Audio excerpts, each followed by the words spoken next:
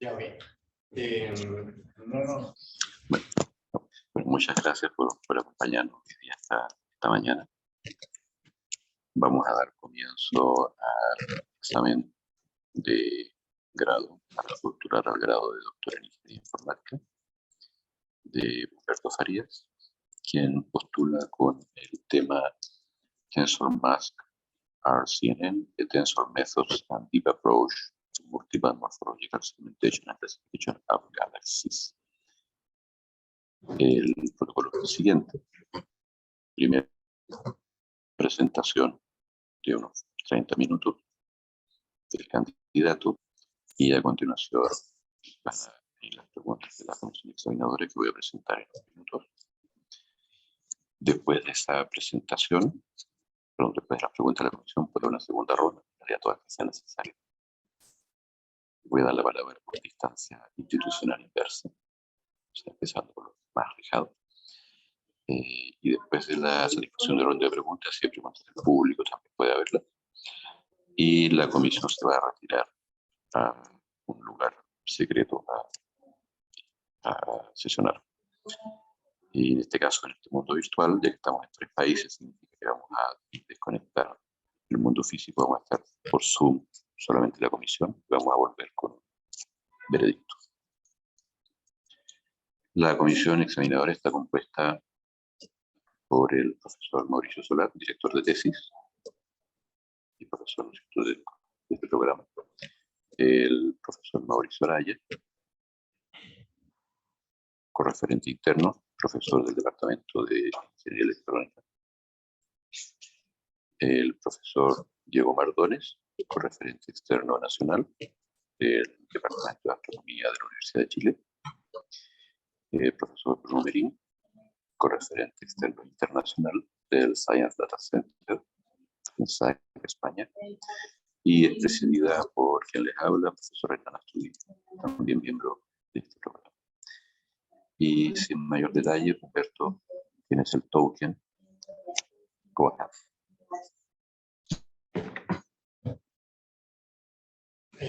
Bueno, buenos días, especialmente a la comisión y también a los asistentes. Como se ha indicado, hoy día me toca presentar el proyecto para obtener el grado de doctor en Ingeniería Informática. Básicamente el nombre que está puesto ahí, cada parte del nombre tiene distintos elementos que contribuyen o que son distintivos dentro del estado del arte específico en informática y también en astroinformática. Más o menos una visión más o menos de lo que será la agenda. No hay tiempo, no profundizaré en mayor detalle en esto. Básicamente ya sabemos que la astronomía es un cambio de paradigma en la perspectiva del volumen de información que se está generando y en la perspectiva de nuevos observatorios como el Vera Rubin, antiguamente conocido como LSST, significará llevar a la astronomía a lo que se denomina la vera escala.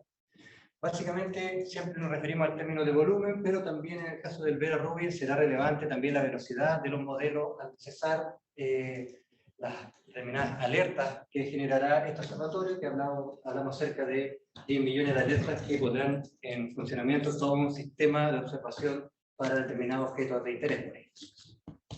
Bueno, en general, como la astronomía ha sido muy foco de atención por el tema del volumen de los datos, pero también está otro aspecto que es relevante específicamente para la ciencia de la computación también, que es la dimensionalidad. Concepto que en muchos casos condiciona la aplicación o no de determinados modelos por el concepto conocido como la maldición de casos dimensionalidad. En general, por ejemplo, si consideramos un cubo de datos de ALMA, podríamos estar, cubo representativo, podríamos tener en este eje, que es muy relevante para esta propuesta, alrededor de 7680 canales, frecuencia o el wavelet, como acabamos de decirle. Por lo tanto, modelos que dimensionen este input deben ser trabajados en toda la globalidad que esto implica.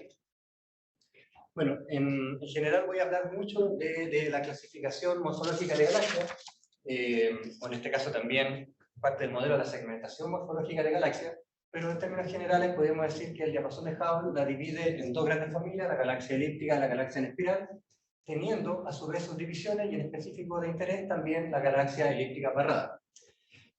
Bueno, en general La morfología de una galaxia es uno de los principales indicadores de los procesos físicos que están sometidos a estos cuerpos. En general, sigue siendo aún relevante como primer paso en esta ciencia el clasificarla de acuerdo a su morfología. Además, quizás también el volumen de los datos, localizarla y también caracterizarla a nivel de píxel, por ejemplo, como veremos en la propuesta. Bueno, actualmente el estado del arte en los últimos 20 años como herramienta de segmentación usada en el tema fotométrico, existe un software que se denomina Sextractor. Este es un producto de Sextractor. Sextractor es un software que necesita ser configurado, parametrizado con un alto conocimiento experto, que lo que nos permite es segmentar distintas fuentes que están en un plano.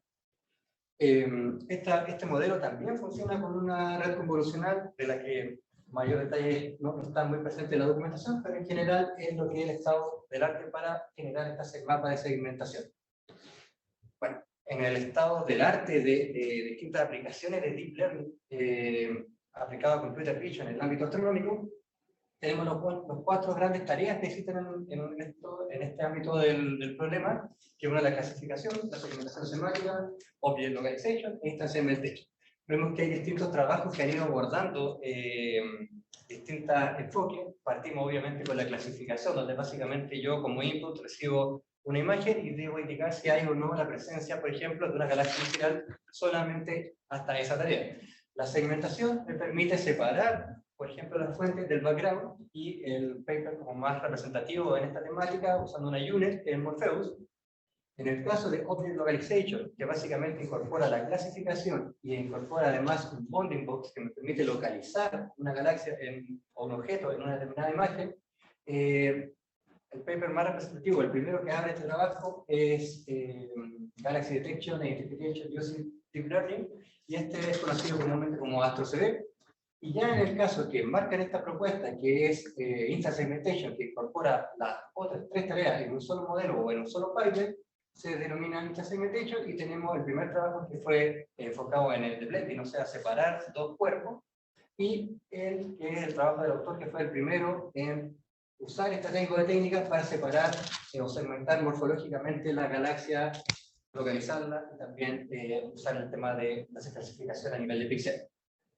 Bueno, en general, la hipótesis del modelo es que es necesario para el nivel de volumen de datos y la perspectiva del volumen y también de la velocidad de acceso, disponer de un pipeline único que permita hacer todas estas tareas y que sea una herramienta que pueda igualar o no la capacidad de un profesional, en este caso un astrónomo, en esta primera etapa como herramienta de apoyo. Esta es una gran meta, entendiendo distintos factores que vamos a ir abordando para que pueda ser real o que pueda ser un producto que se desarrolle a nivel de ingeniería presentado en esto. Por lo tanto, tienen que hacerse o lograrse distintos aportes en el estado del arte de la ciencia de la computación y también en el estado del arte de la astronomía, aplicando esta herramienta para la clasificación morfológica de galaxias. Bueno, en general, la metodología para validar esta hipótesis en este tema de contribuciones, lo primero necesitamos un framework, una estructura de datos que nos permita representar estas observaciones multibanda o multidimensionales, que pueda ser manejada por el software adecuado. Para esto, la primera tarea es incorporar o establecer los mecanismos para modelar estos cubos de datos astronómicos. Posteriormente, necesitamos generar versiones más compactas, ya sea para el input del modelo y también dentro de los procesos de nuestro modelo, pero bajo el paradigma de que no trabajarlos como slices o matrices, sino que trabajar la integridad de las observaciones y tratar de rescatar el multilinear rainfall o las estructuras que están presentes también en el eje de la velocidad o la banda.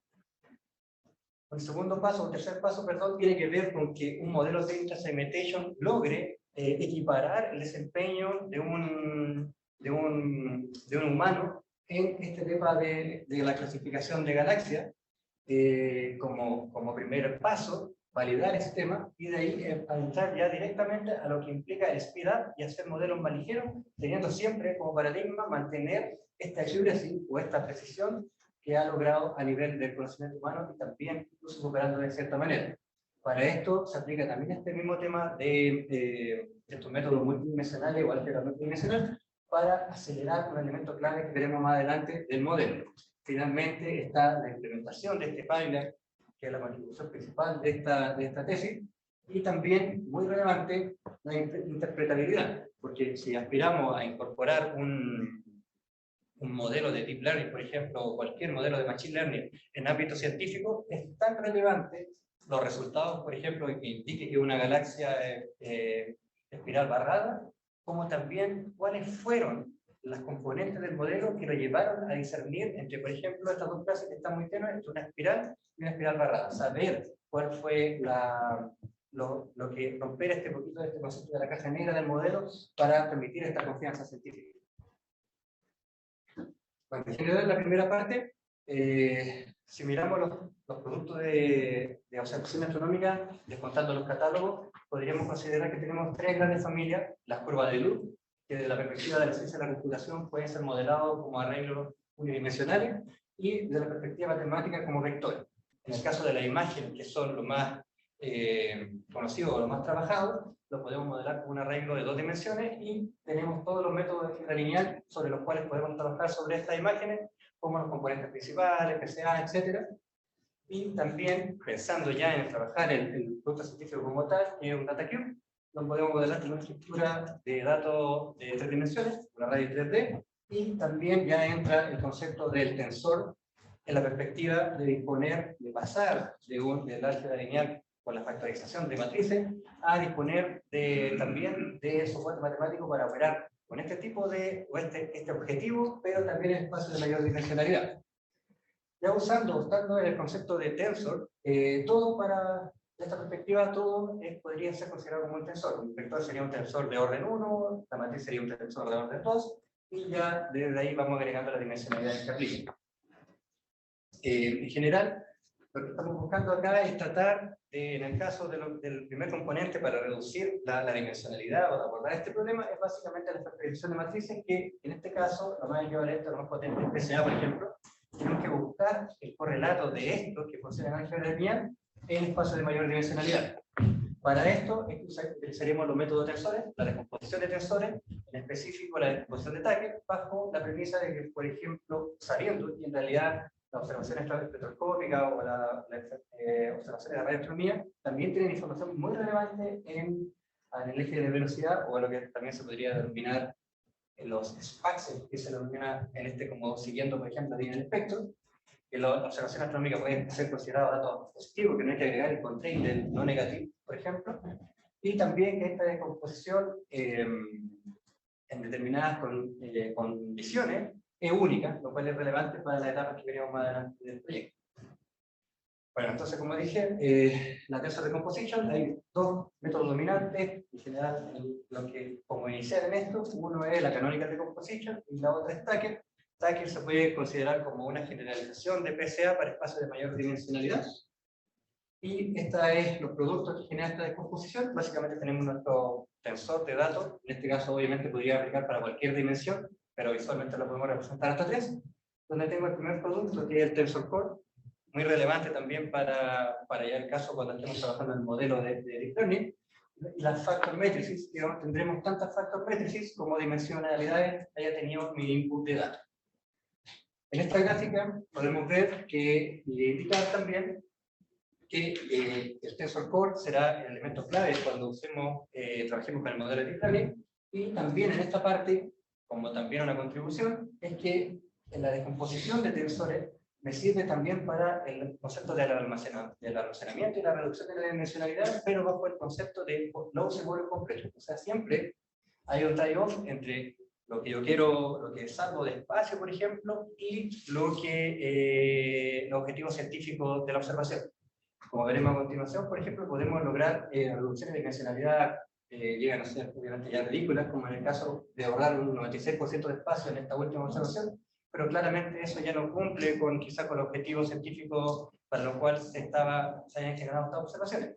Pero sí podemos tener aproximaciones donde ahorremos 70% de espacio y logrando preservar la estructura, lo cual es muy relevante para la etapa del modelo de Deep Learning, con un concepto que ya introduciré, que es el Feature Map, que básicamente es desde donde parte el modelo para generar los otros elementos como la segmentación, clasificación y localización. Entonces, por ejemplo, acá tenemos el momento cero de un cubo de datos, donde, como sabemos, el momento cero es colapsar todos los canales o la velocidad en un solo punto, o sumar el espectro, y vemos que, por ejemplo, en este cubo que tenía la dimensionalidad de 54 por 105, o sea, 54 canales, 105 dimensiones físicas, podemos ver que hasta en el punto donde se llega a un 93% salvando el espacio y reduciendo la dimensionalidad en un 25%, dejando los canales, podemos ver que la estructura se preserva, lo cual es muy relevante para, y que es también una contribución para la ciencia de la computación, pensando en el espiral de los modelos de deep learning, ver que al trabajar con este tipo de técnicas, preservo estas estructuras multidimensionales que están presentes en los cubos, a diferencia de otro tipo de técnicas que podrían romper esto y no me servirían para los objetivos de la validación de la hipótesis de poner este PAE. También en este objetivo se creó un dato sintético que nos interesaba validar si la estructura de mayor presencia prevalecía. Podemos ver que incluso ya en niveles ya solamente de ejemplificación de lo extremo que puede llegar, se preservan los dos componentes que eran principales, los dos elementos con mayor luminosidad dentro de este cubo de datos. Bueno, principalmente la contribución de esto es que hemos validado que este tipo de técnicas del álgebra lineal, de ir trabajando slide por slide, canal por canal, a un enfoque que me permita abordar la dimensionalidad completa del problema, me ofrece el framework matemático para trabajar con este tipo de datos astronómicos, donde las estructuras que están presentes en estas observaciones multidimensionales son extremadamente relevantes para el objetivo científico por el cual fueron observados. Bueno, este trabajo fue publicado en Astronomy Computing, que es la revista de corriente principal en la temática, y en una serie de conferencias también en lo que tiene que ver con astroinformática. Bueno, ya disponiendo del framework matemático para esto, ya abordaremos el modelo como tal, que se enfoca en el concepto de Instance Segmentation, y básicamente MaxRCNN, que es la base sobre la cual se trabajó, es de una familia de Regional Convolutional Neural Network, que básicamente fue avanzando en términos de velocidad, y en el último caso incorpora además la clasificación a nivel de píxel respecto al anterior, que trabajaba solamente en Object Localization. Bueno, este modelo, en general, tenemos el backbone, que es una red Full Convolutional Neural Network, en este caso una ResNet, genera lo más importante el feature map, que se le quita la última capa de clasificación, la softmax, y genera básicamente lo que nos interesa son las regiones de interés. Perdón, el feature map, donde se hace una detección de proposal, básicamente de zonas que podrían ser de interés con un box, que lo que va haciendo es, va pasando por como similar a la convolución, el side window, y me propone ciertas cosas, ciertas regiones de interés, que después son, base a la métrica del EU, son propuestas ya como los elementos clave de lo que se está observando para la etapa 2, ser clasificado, indicado el bounding box y también la segmentación. Bueno, para este trabajo se usaron los labels del Galaxy Zoo, que es un proyecto de ciencia ciudadana, en el cual expertos y gente con interés clasificó una serie de galaxias, y los datos del SLOAN, el Digital Space Survey. Y estos son más o menos algunos resultados de esta etapa: la observación original, la máscara de entrenamiento, porque también se puede incorporar el entrenamiento. Esto es el feature map general, y ya tenemos los resultados de Object Localization en Instance Segmentation. Para, en este caso, trabajamos galaxias elípticas y galaxias en espiral. También, para probar la resiliencia del modelo a observaciones no tan resueltas, es que fuimos incorporando sistemáticamente ruido gaussiano, y podemos ver que la capacidad de segmentación permanece, incluso ya a niveles donde obviamente ya se distorsiona el nivel de segmentación, pero sí se mantiene la clasificación. También dentro de las métricas que estándar para esto, que es la matriz de confusión, en el caso de galaxias donde las personas estaban en un 80% de acuerdo sobre que era, por ejemplo, una galaxia, en este caso espiral y elíptica, vemos que la matriz de confusión nos da confianza en los resultados del modelo, y también para todos los casos donde ya es más abierto, más se mantiene la misma tendencia. Este gráfico es muy relevante para validar esta parte de la hipótesis en términos de disponer de un sistema que esté o tenga el mismo comportamiento que un usuario experto en la temática. Tenemos, por ejemplo, en este caso, donde todas las personas indicaron sobre un 80% que estaban de acuerdo, por ejemplo, en la galaxia en espiral, y en este caso acá, y por acá tenemos las métricas, los resultados del modelo, y vemos que sigue la misma tendencia del usuario experto, y también, en este caso, el accuracy del modelo es mayor, con un promedio más o menos del 97% de accuracy, que va sobre lo que podría ser un experto. En el caso de los resultados que son menores, donde la gente tenía más incertidumbre, desde el 80 al 50%, el modelo sigue manteniendo, baja un poco la accuracy, pero sigue siendo mejor, en este caso, que lo humano. Pero de todas maneras, en ambos casos podemos ver que disponemos de un modelo que funciona de forma autónoma, que puede trabajar con estos grandes volúmenes de datos, la gran cantidad de observaciones, con resultados que se asimilan o van de la mano con lo que haría un usuario experto. Y en el caso cuando no están de acuerdo en lo que dice el modelo y lo que dice el experto o también lo que dice GalaxyZoo, podemos ver que también en los casos donde sea sobre el 80%, el modelo más o menos mantiene una precisión un poco más alta, pero también podemos ver, validando algunos de estos casos, en este caso apoyando con expertos, astrónomos en este caso, que algunas de las mismas clasificaciones de GalaxyZoo estaban erróneas. O sea, en este caso el modelo podría decir que el modelo estaba correcto y no era lo que indicaba el label en el GalaxyZoo.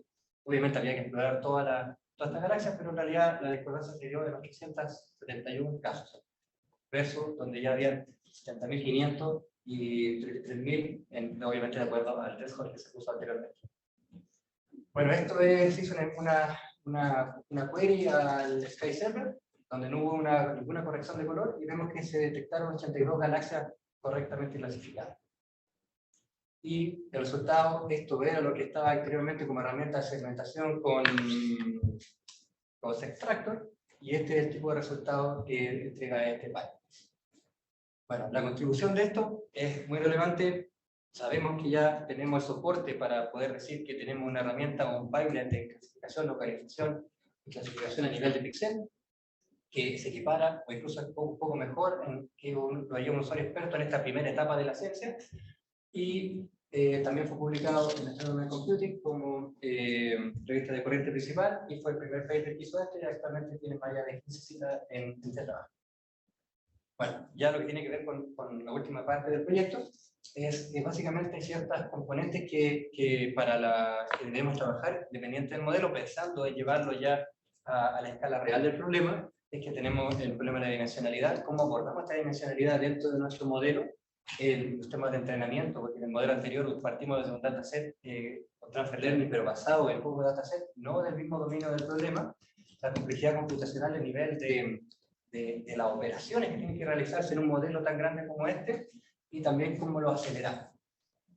Lo que hacemos en la propuesta es incorporar estas mismas técnicas que se validaron en la primera etapa de modelar o trabajar los cubos con álgebra multidimensional o los métodos de tensores, pero incorporándolo en las capas computacionales del backbone. Es decir, trabajar desde acá en adelante, tener una versión mucho más rápida que es la que entrega las proposals. Para esto, y también validando que cómo podríamos tener un modelo que, por ejemplo, trabajara o fuera sido entrenado como indiqué, con los datos del GalaxyZoo y también con las imágenes del Sloan, cambiar y ver cómo también podían modelos adaptarse a otro survey, es que ahora usamos los datos de la DECA, y existe también un GalaxyZoo, pero en este caso se llama DECALS, y también acá usamos Data Augmentation, pero usando las técnicas que respetan ciertas propiedades físicas del problema. No hubo correcciones de color, ni ruido, ni nada similar. Solamente hubieron los clips, que podían ser, obviamente, una galaxia puede estar de esta manera, puede ser rotada o trasladada, pero sigue siendo la misma estructura. Y vamos a indicar cómo por qué es tan relevante la técnica para poder acelerar los modelos. Bueno, acá, en general, como he ido aumentando la cantidad de parámetros que tienen los modelos y la necesidad de cómputo asociada a esto, tenemos tres grandes familias para acelerar los modelos. Nos enfocamos en la optimización de la red, la optimización, por ejemplo, de la convolución, que se ejecuta dentro de la red, la factorización, que es básicamente lo que se usó acá, como indiqué anteriormente, las técnicas de pruning y las técnicas de cuantificación. Pruning básicamente es decir, sabemos que la red está sobreparametrizada y no todas las neuronas contribuyen de igual manera a la clasificación o a los objetivos del modelo, en este caso como un modelo de clasificación. Entonces, por lo tanto, podemos eliminar ciertas neuronas del proceso. Para hacer pruning es tan relevante indicar cuándo hacerlo, cómo hacerlo. Por ejemplo, el cómo hacerlo, en muchos casos, algunos enfoques se incorporan esta neurona, por ejemplo, que está acá, que fue eliminada, se le agregan 0 a esos pesos, pero también pasamos a tener el problema de que estamos a esta multiplicación son esparsas. Entonces hay otras técnicas que abordan de mejor manera esto. Y en el caso de cuando uno puede hacer pruning posterior al entrenamiento, pero incorpora también esto como una tarea adicional a los procesos, o también lo que se llama dynamic pruning, que es incorporarlo dentro del mismo proceso de entrenamiento, que obviamente aumenta la complejidad de las operaciones que tienen que realizarse. En el caso de cuantificación, que es mucho más simple, básicamente normalmente los pesos de los modelos están almacenados en 32 bits, pero ya existen estudios que validan que pueden ser representados en menor cantidad de bits, por ejemplo 16 o hasta en 8 bits. Ese es más o menos el enfoque de la cuantificación. Y lo que nos interesa a nosotros es la factorización, lo que está acá, que es básicamente cómo yo aplico el concepto de componentes principales, cómo preservo lo relevante para las etapas posteriores del modelo, reduciendo la cantidad de parámetros, pero quedándome con lo relevante, no haciéndolo solamente dependiendo de que si se activa o no la neurona o la representación. Entonces, por ejemplo, podemos ver que este es un feature map de una neurona normal, su versión compacta, en ambos casos, y podemos ver que la estructura se preserva. En algunos casos, por ejemplo, en este caso, una galaxia elíptica espiral barrada, podemos ver que incluso se destaca aún más, dado que se elimina lo que no contribuye para definir la mejora de la imagen. Básicamente, ¿por qué es relevante? Más o menos porque lleva un poco más en memoria.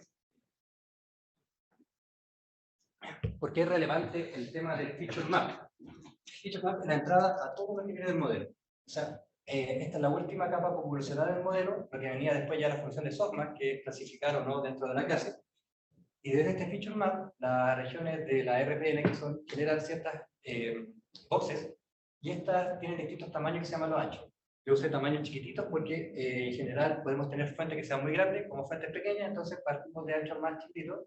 Después se usa la técnica de U, que es intersección y unión, y de ahí que es como básicamente un clasificador binario, está o no está, y después vienen las etapas. Pero todo depende de la estructura del feature map. Si yo no tengo un buen feature map desde la perspectiva visual, nada de las etapas que vienen a continuación podrán ser o no logradas. Entonces, para esto, el pipeline de entrenamiento es el siguiente. Básicamente tengo la misma etapa, preparo mi dataset de entrenamiento, tengo las técnicas de data augmentation, entreno el backbone, en este caso distintas familias de ResNet, como mostraré más adelante, evalúo estos resultados como un entrenamiento normal de una red convolucional. Después de esto, aplico la descomposición en las capas convolucionales 2D, evalúo el modelo, sigue las mismas métricas de accuracy y similares, y en algunos casos hago fine-tuning sobre este ya modelo comprimido para ya tener mi modelo final, mi modelo que es más rápido, como veremos a continuación, y más liviano en términos de storage y de procesamiento. Bueno, el resultado del entrenamiento, en este caso usamos cuatro clasificaciones. La única diferencia de lo anterior es que acá se incorporó el concepto de Weighted Neural Network, en vez de hacer oversampling o subsampling, oversampling de la clase menos representada o subsampling de la clase menor representada, se incorpora un factor que castiga las redes que están más representadas y premia las menos representadas para que el modelo generalice de correcta manera todas las cuatro clases. Se entrenaron tres tipos de ResNet, ResNet 18, 50 y 101, la cantidad de capas, con distintos tipos de epoch, y vemos que llegamos a un 0.79% de accuracy en la red de 50 y la 101, que es más o menos los benchmarks para este tipo de modelo. Vemos que las curvas de accuracy y pérdida se comportan de forma sana, por lo tanto podemos validar que no hay un tema de overfitting. Y aquí hay algunos resultados. Especialmente me gusta destacar que, por ejemplo, en un 60% dice que es una galaxia de tipo merge, pero también de tipo espiral, porque en realidad hay una espiral, pero sí reconoce la interacción. También en este caso, con fuentes muy saturadas, logra identificar una galaxia elíptica. Y en los otros casos también vemos resultados donde las espirales barradas, por ejemplo, sí lo reconoce, pero de cierta manera igual indica que es una galaxia en espiral. O sea, el modelo de cierta manera se está comportando correctamente. Ya con esto tengo el paso para el backbone, en la parte donde yo tengo que incorporar la técnica de speedup en mi modelo. Básicamente, la diferencia del concepto de un elemento que se incorporó en trabajos de conferencia, que de ahí vino ya lo más elaborado para esta propuesta, es la incorporación del Parational Bayesian Matrix Factorization, que es un método que es parte del SOTA de esta área, que básicamente es para calcular el tamaño ideal del TensorFlow, entendiendo que el cálculo real de eso es un problema HPHard. Por lo tanto, esta técnica nos ayuda a cuál podría ser la mejor aproximación. Por lo tanto, no necesariamente ese tensor va a tener la misma dimensionalidad, sino que en este caso cambia esta 50 por 53, por ejemplo, el tema de canal. Bueno, aquí vemos distintos resultados del speedup. Sabemos que cuando miramos qué tan eficiente o cómo se mejora en términos computacionales un modelo, no solamente necesitamos mirar el total de parámetros, que podría ser lo más obvio, pero ya en ese caso, por ejemplo, en una red de 18 pasamos de 11.2 millones de parámetros a 6.3 millones de parámetros, o sea, ya casi una reducción del 50% total del parámetro. También la cantidad de operaciones de coma flotante podemos ver, y esto es bien interesante, porque llegamos a los 2.3 gigaflops en la red de 50, donde casi alcanzamos el estado del, perdón, a 2.7 gigaflops, casi alcanzamos el estado del arte de los 2.3 gigaflops que se usa con la técnica de cloning. Pensando que nosotros queríamos lograr similar, pero manteniendo la estructura del feature map.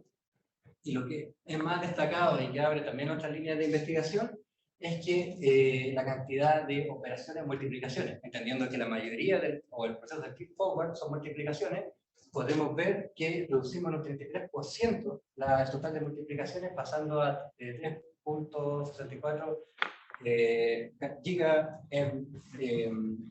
teórica a los 2.12. Entonces, en general, con esto podemos ver que nuestra técnica efectivamente logra un speedup en todas las métricas que miden esto, y podemos ver que los feature maps, en este caso son los primeros de una versión normal, esta de la versión compacta.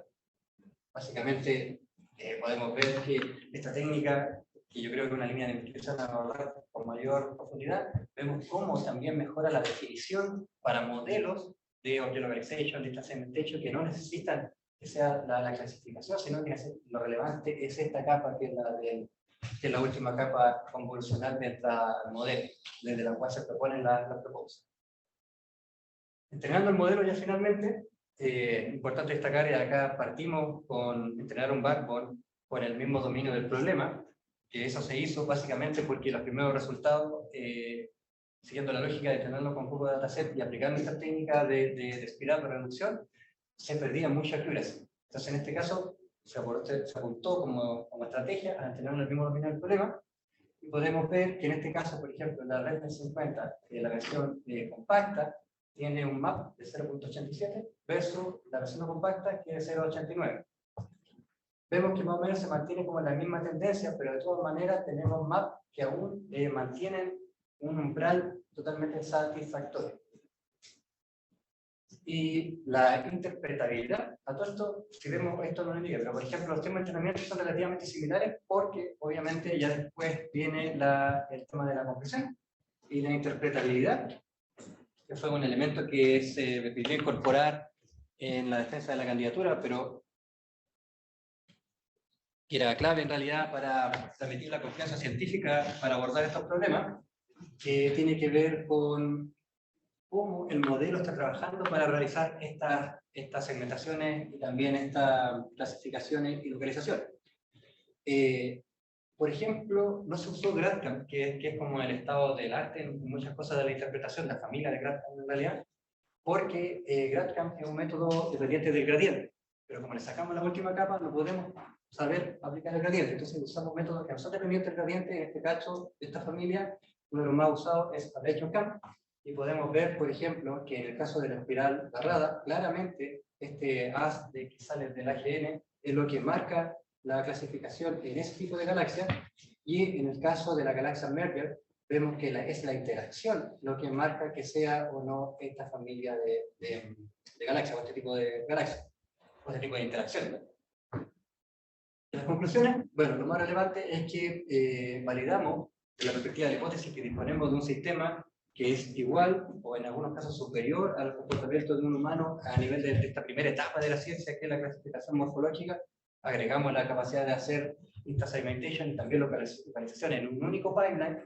Reducimos o aplicamos esta técnica de tracker de composition aplicada al back, porque los primeros trabajos que abordan esta materia también en la aceleración de los modelos, y finalmente lo que apuntábamos a lograr, que es la diferencia, ya por decirlo de alguna manera, de modelos en producción, es que para 1000 galaxias random elegidas, el modelo, la versión compacta del modelo, tiene casi un speed-up de 2x respecto a la versión no compacta. Entonces, en general, con esto validamos que todo lo que hacemos de poner este pipeline único para realizar estas tareas en un ambiente real para el volumen de información que está disponible, se logra en cabalidad. Eso.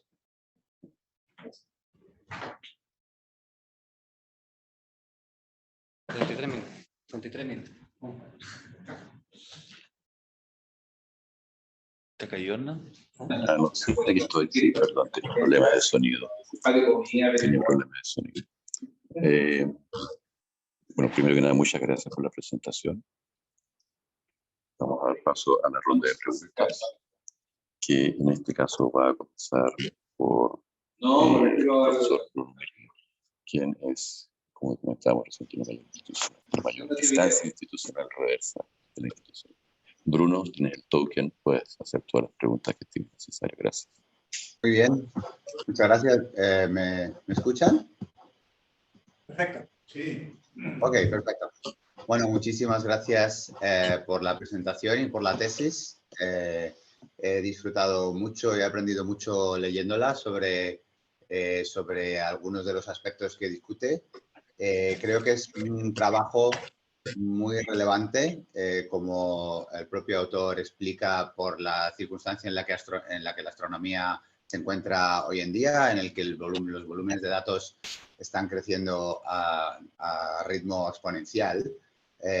Veo que la tesis está sustentada en 2 artículos con árbitro publicados en Astronomy and Computing sobre la compresión de cubos de ALMA con TensorFit, y luego sobre la pipeline de clasificación y segmentación con Mask RCNN, basado en estas labels generadas por los voluntarios de Galaxy Zoo.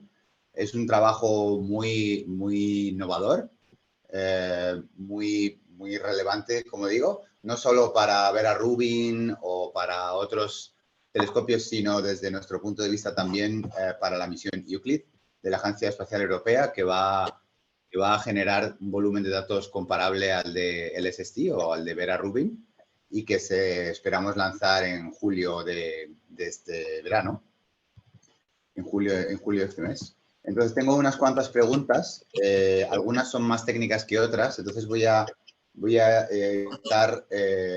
intentar no alargarme demasiado. La primera pregunta que quería hacerte es cómo se cuantifica que la estructura de datos se conserva en los cubos reducidos con el método que has presentado en, digamos, la primera parte de la tesis, y cuál es la dependencia de, digamos, la fiabilidad de conservación de información en función del grado de compresión de datos. Veo que presentas en tu figura, déjame que busque la figura en concreto, en la figura 12 de la tesis, que no me he fijado en qué slide aparece, pero presentas una imagen muy convincente visual de cómo esta observación de esta región de formación estelar L1448 con digamos, compresiones de un 74 y un 93%, cómo se preserva digamos, la estructura. Esta es la figura. Me gustaría preguntarte cómo has cuantificado la conservación de estructuras. O sea, cómo, más allá de viendo estas imágenes y viendo que efectivamente, pues bueno, este cúmulo se observa claramente en las 3 imágenes, y que sus filamentos de conexión con este cúmulo de la zona inferior de la imagen se preserva, ¿cómo has cuantificado la conservación de información? ¿Y cómo depende esta del nivel de compresión que aplicas? Bueno, básicamente como una métrica se usa el RMSE, pero el algoritmo que calcula tag recomposition se basa en el algoritmo de HOI, que básicamente va optimizando hasta un umbral. Hasta un umbral que yo le indico, en este caso, hasta cuánto reducir, hasta el error que yo espero tener. Obviamente eso, en esta versión, que tiene que ver, en realidad el error tiene que ver con la dimensionalidad del cubo del tensor core.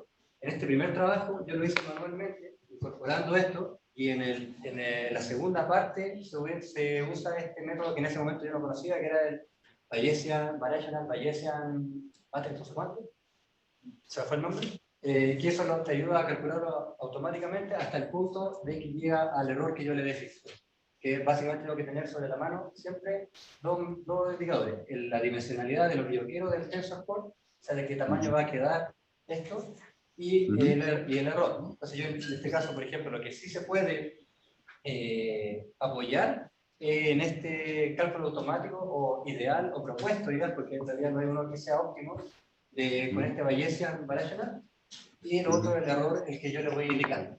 Ese es más o menos los dos apoyos que tengo para ir calculando esto. Muy bien. ¿Te refieres al Bayesian Information Criterion, este parámetro llamado BIC? Sí. Ok, vale, muy bien. Muchas gracias. Muy bien, mi segunda pregunta era sobre tu slide número 29. Quería preguntarte cuáles son las unidades de estas imágenes. ¿Es donde exploras la robustez de la clasificación a la cantidad de ruido en la imagen? Añades... no, en la 29, la siguiente. Esta. En esta imagen es donde añades ruido gaussiano con estas cantidades, estas intensidades, 12,7, 25, 51, 76. Querría preguntarte cuáles son las unidades de los píxeles en estas imágenes y en qué unidades están estas unidades de ruido gaussiano que has sumado. ¿Cómo has hecho las imágenes, básicamente? En realidad incorporé en una librería que en realidad básicamente es como un porcentaje de lo que estoy incorporando de lo que está ahí. Entonces, ¿cuáles son las unidades de estas escalas de ruido gaussiano? ¿Son porcentajes de qué? Son porcentajes de... esta parte no me acuerdo muy bien. En realidad esta parte no me acuerdo muy bien de cuál era la unidad que usaba. En realidad es un parámetro más que todo de la librería para incorporar. No tengo a mano el concepto de cuál es la unidad que lo mide, sino que era un parámetro para ir incorporando solamente en la librería. Vale, simplemente es una parametrización del porcentaje. Quería entender de 12 a 76, visualmente se puede ver que desde la imagen de la izquierda a la imagen de la derecha, en la imagen de la izquierda el ruido no domina, de hecho es muy pequeño comparado con la escala dinámica de la señal de esa galaxia, mientras que cuando el ruido añadido digamos, es proporcional a este número 76,5, está dominando, ¿no? La imagen de la derecha del todo está completamente dominada por el ruido, a pesar de que todavía la señal, digamos, es proporcional. Simplemente quería entender, entiendo que estos números escalan el rango dinámico que va desde muy poco ruido, prácticamente indetectable, a una imagen dominada por el ruido. Entiendo que simplemente esto demuestra que la red sigue clasificando correctamente el objeto en condiciones de mucho ruido o muy baja señal a ruido, pero bueno, simplemente estaba curioso por entender exactamente cómo se cuantifican estos números, cuáles son las unidades de esos errores. Pero bueno, es un detalle. Otra pregunta sobre la slide 32. Aquí has hecho un análisis muy convincente sobre qué porcentaje, básicamente, bueno, la performance de tu pipeline de segmentación y clasificación de galaxias, lo cual, insisto, es muy impresionante. Me llamó la atención en esta parte de la tesis que efectivamente hay un porcentaje de galaxias, digamos, mal clasificadas o clasificadas de manera distinta las etiquetas de Galaxy Zoo y muestras estos 4 ejemplos en los que, de hecho, la clasificación errónea de la galaxia, en realidad, por la red neuronal, en realidad es correcta porque la etiqueta de Galaxy Zoo realmente estaba equivocada, ¿no? Son ejemplos que siempre hay. Cuando leí esta parte me pregunté si has podido calcular qué porcentaje de los false positives o false negatives a ojo realmente estaban bien clasificadas. Aquí citas, o sea, muestras estas 4, pero no sé si son las únicas 4 que te has encontrado o si podrías decir algo sobre cuál es el porcentaje en el que realmente la red neuronal hizo mejor que los humanos de Galaxy Zoo. En realidad, de los 871 casos, probé los que están en la tesis solamente, porque en realidad dependía ahí de un astrónomo que me validara esto aleatoriamente. O sea, igual ahí ya estaba un experto, más lo que yo pudiera ver, porque obviamente no soy astrónomo para saber qué tan correcto esté o no. Entonces, claro, igual es interesante, de hecho queda como para... Porque bueno, lo que queda ahora también va a salir en otra publicación y ahí ya estamos trabajando para abordar todos estos casos y también la DECAS, ¿sabes? Que va a ser en ese tipo de, en ese survey. Vale, porque simplemente te lo digo porque como sí que entendí que eran del orden de unas 800 imágenes, está en el orden de número de imágenes que eventualmente podrías inspeccionar a ojo, todas, y poder hacer un cálculo, digamos, un segundo control de calidad en todos los casos que la red hizo mal, todos los casos en que la red seleccionó, bueno, clasificó mal los objetos y, digamos, recalibrar el número de falsos negativos que tienes. Yo creo que te lo recomendaría de cara a la posible publicación, que realmente miréis las 800 y pico imágenes y deis un porcentaje de error, digamos, de error humano que está afectando a tus métricas aquí de calidad de la clasificación.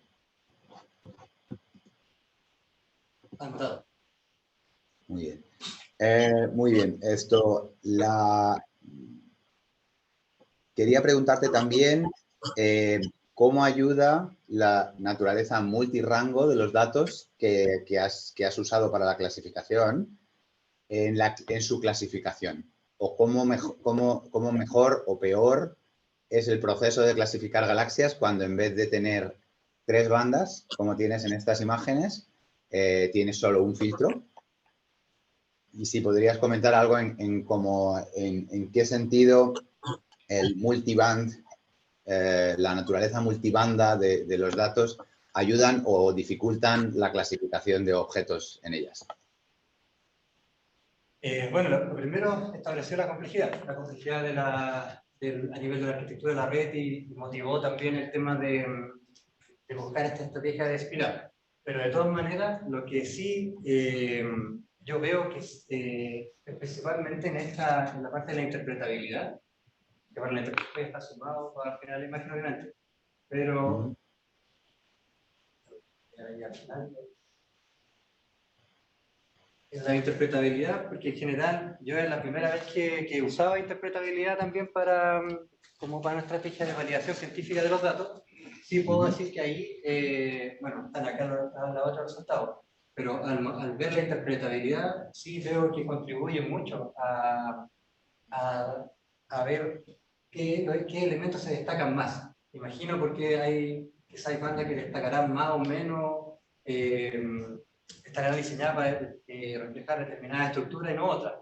Entonces, al momento de ver la interpretabilidad, veo que sí destacan y bueno, cuando lo validé estos resultados con astrónomos, también a ellos también les transmitía la misma o sacaban la misma conclusión. En general no se perdía información. Y en realidad eso fue como un eje transversal en la tesis, en toda la estrategia, e ir preservando fue la bandera como que guió todas las decisiones en el proceso.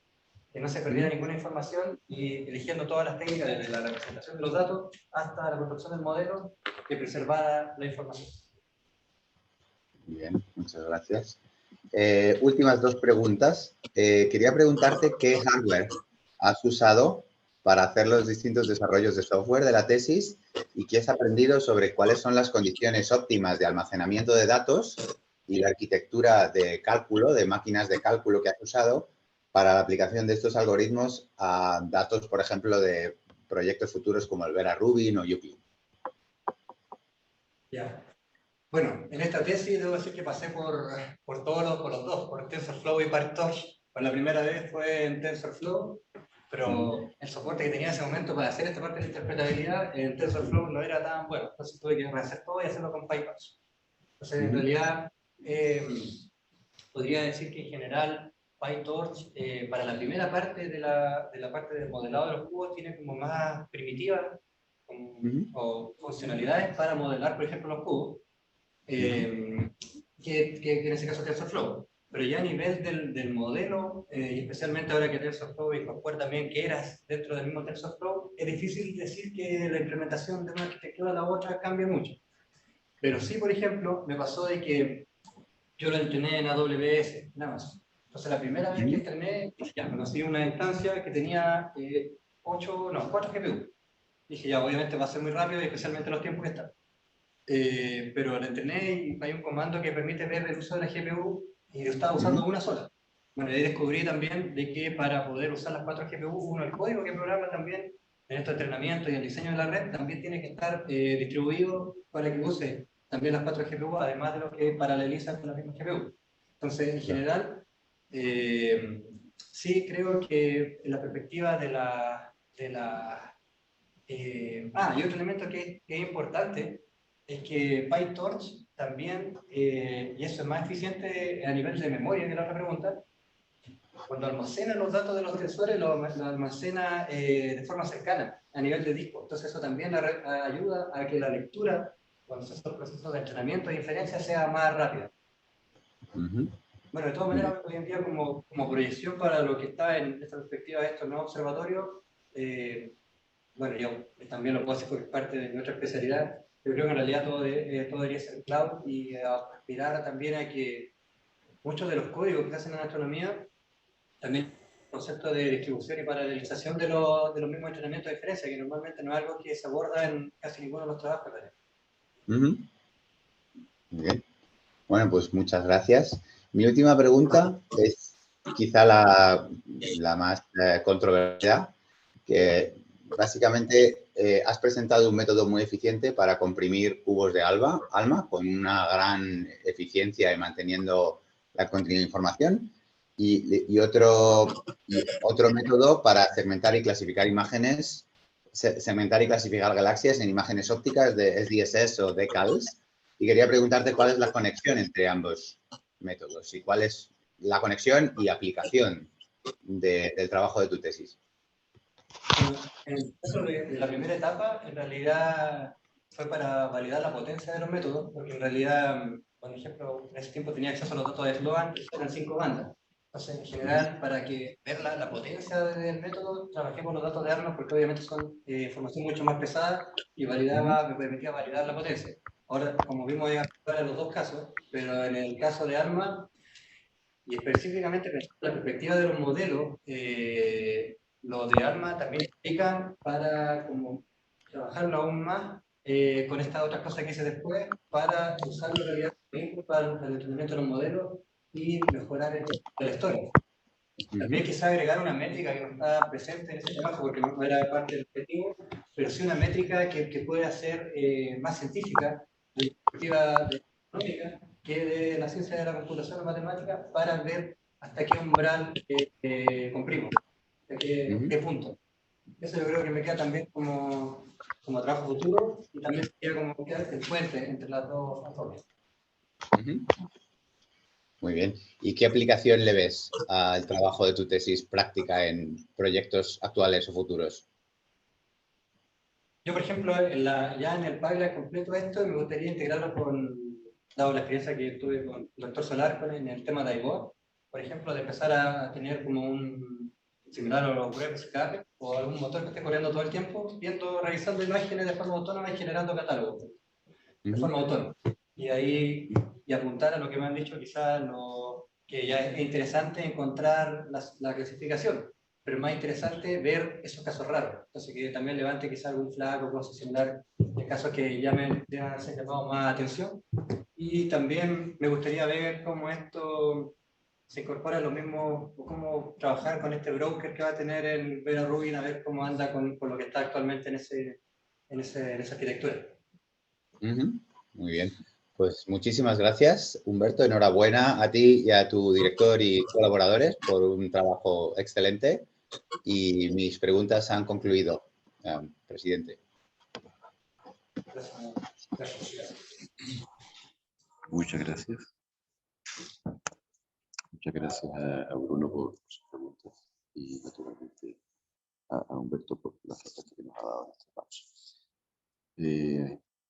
A continuación me corresponde entonces darle la palabra al examinador nacional, que es el profesor Diego Mardones de la Universidad de Chile. Y Diego, tienes la palabra. Bueno, muchas gracias. La verdad es que la tesis se ve súper bien. Hay un montón de detalles que no se ven tan bien, pero si uno mira en global se ve bien y está publicado. Y bueno. Mis preguntas son, muchas de las que tenía ya las preguntó Bruno, algunas las tengo un poquito distintas y otras similares. Entonces, bueno, algunas preguntas van a ser bien específicas, ¿verdad? O voy a volver sobre algunas de las preguntas de Bruno.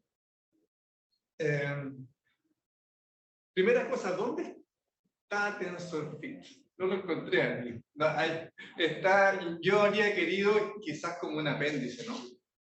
Como mínimo una página de GitHub o no sé, un archivo README que me diga qué hago, cómo lo uso.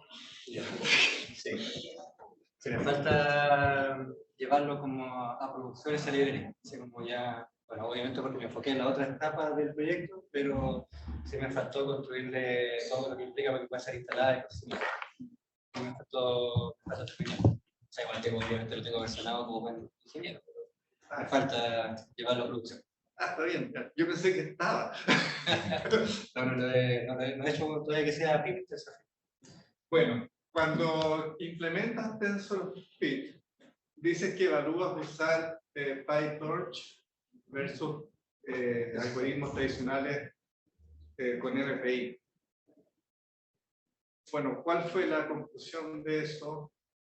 ¿Cuál es mejor? ¿Por qué? ¿En qué cantidad? ¿Se implementaron ambas opciones o solo PyTorch? En ese caso, cuando estábamos trabajando ahí, bueno, teníamos la fortuna de poder acceder también a Data Center y probar los códigos, pero la perspectiva fue más de los usos, porque en general yo para usar, en este caso, TensorFit necesito una GPU en cualquier equipo, versus a lo que necesito acceder a un data center y poder usar todo, obviamente toda la cola de procesos y todo lo que está. Pero en realidad yo me decanté más por la usabilidad del usuario, como la perspectiva de este mismo caso que digo que va a haber un PIB install TensorFit, a que tenga que instalarse, por ejemplo, en un data center con una arquitectura específica. Pero más por el tema de que sea una herramienta que está usada. Pero en la praxis, bueno, como MPI más, bueno, como sé, realidad, otro tipo de mantención, versus algo que está implementado en Python. Pensando en la entrega a la comunidad de esto, obviamente hay más gente que pueda contribuir a apoyar este desarrollo en Python. Y en general, tú propones un método aplicable, no sé, en base a los tensores de cualquier rango, supongo, ¿no? Eso, o sea, tensor 3. Y hablas de que es mejor que métodos como PSA, aplicable al caso bidimensional.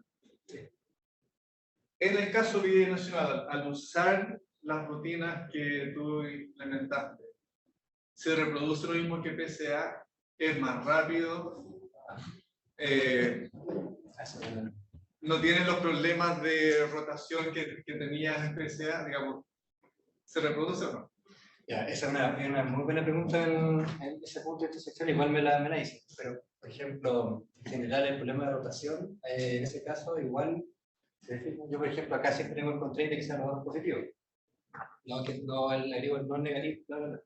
Pero en el caso de método de Tucker, por ejemplo, igual tengo un no negativo de Tucker de Posse. Igual tendría para lidiar con este problema de lo racional de la factorización. Pero en general, para ser sincero, el aplicar este tipo de método para un problema bidimensional sería usar una basura como tal cosa, porque en realidad ya tengo todo el soporte de álgebra lineal y todo lo que implica eso, tanto a nivel de código, a nivel de la misma, o sea, la SVD, o sea, todo lo que implica, ya está mucho más validado y más ligero que lo que yo estaba usando para, ahí solamente se justifica para espacios de mayor dimensionalidad. Ok, en el caso bidimensional, tú usaste primero Galaxy para tener imágenes y clasificadas, donde había dos categorías, ¿no? Galaxias espirales y elípticas. Supongo que siempre son tres, porque hay A, B y si no, 8. Se puede poner cualquier número de categorías. Yo puedo tener un catálogo con 25 tipos de objetos y el algoritmo sería igual. Sí, ¿O hay alguna limitación en eso? Por ejemplo, entre la primera y la segunda versión, sí hay ahí permite la segunda parte. Por ejemplo, en la primera versión yo tenía el código del backbone, que es esta red convolucional, integrado con la otra nivel de código. Entonces, después de ahí, para poder cambiar distintas arquitecturas, lo separé. Entonces, básicamente, como es una red normal, una red convolucional, le puedo agregar la cantidad de clases que estime conveniente y entrenar el backbone para eso. Entonces, pues, tengo todo el controlado, lo meto a mi arquitectura de pipeline y reempleno para poder tener las clases que estime conveniente. Por ejemplo, la primera era con 2 clases, pero la segunda era con 4, ya no era de clases. Entonces, en general puede ser cualquier número de objetos, mientras el dataset permita estar balanceado. Pues. Como lo que tuve que hacer ahí con la huella de la regla. Obviamente, ya si está muy subrepresentada una clase, ya ahí entran los problemas típicos de Deep Learning, de ver cómo balancear las clases. Pero podría ser cualquier número. De hecho, acá hice un cambio incluso de catálogo. Del flow a la década. Ya. Y tú probaste un caso límite que es bien importante en astronomía. Uno quiere distinguir objetos grandes versus pequeños, brillantes versus débiles, y mostraste en algunas figuras, aquí dice 24, pero esa es la 24 de la tesis, que es la misma que preguntó. ¿Qué pasa cuando vas aumentando el ruido? ¿No? Claro. Y se ve muy bien. Pero en esa figura tengo un objeto al centro de la imagen muy bien definido, y sobre eso tú le agregas ruido hasta que se ve poquito. Hay un montón de otras variedades de casos patológicos, como pueden ser los mergers. ¿Qué pasa si tengo un objeto débil al lado de uno brillante? Si yo quiero mirar un planeta al lado del Sol, me sale más difícil, y no es un problema de detectar el planeta, sino que el problema es que está el Sol al lado. ¿Qué pasa si está en el borde de la imagen o cosas así? ¿Probaste algún otro tipo de casos patológicos? Voy a responder de dos maneras. Una, la parte que me favorece, y otra, la parte la que no me favorece. La primera, la parte que me favorece. La parte que me favorece,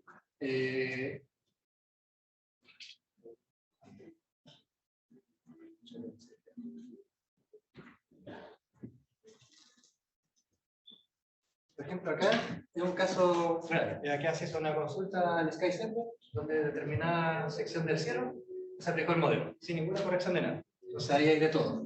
Por ejemplo, hay casos donde hay fuentes muy saturadas como esa, y también hay otras que están al lado, y así, es un escenario real de lo que miré. Y ahí encontró 82 galaxias. Ahora, ¿por qué yo usé este espacio? Porque él usaba AstroCB, que era el otro modelo que usaba para Object Localization. Entonces yo encontré, si no me equivoco, 86, y yo encontré 82, pero yo hago incansamente. Entonces, como hay y ahí no hubo ninguna corrección de imagen ni nada. Entonces, ahí funcionaba esto en un ambiente como como real, o sea, real en el sentido de hacer una consulta de Sky Server y obtener una imagen y replicar el método. Entonces, ahí, en ese caso, funciona. Donde está más complejo, lo tengo acá porque se me preguntaba, de hecho,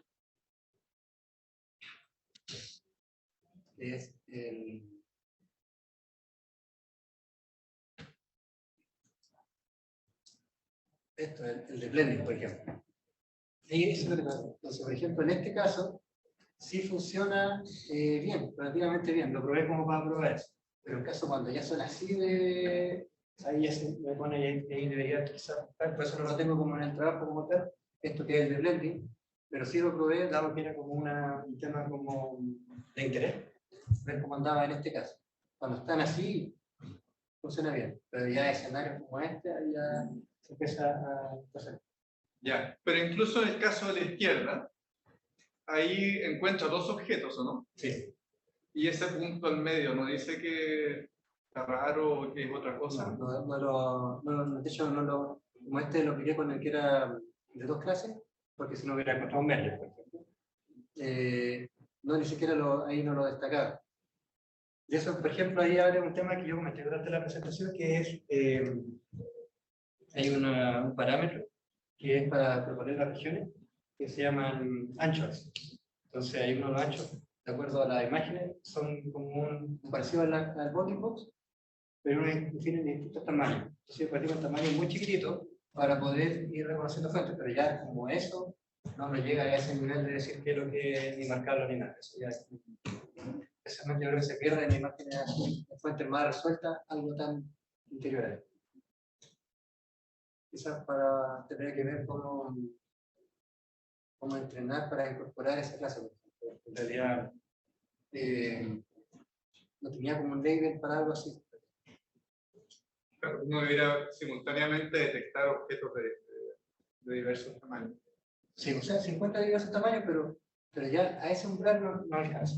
Tendría que, yo creo que voy a seguir trabajando para llegar a eso que está ahí. Ya. ¿Y este método funciona sobre una imagen de entrada? Tú le das la imagen y buscan toda la imagen. Sí.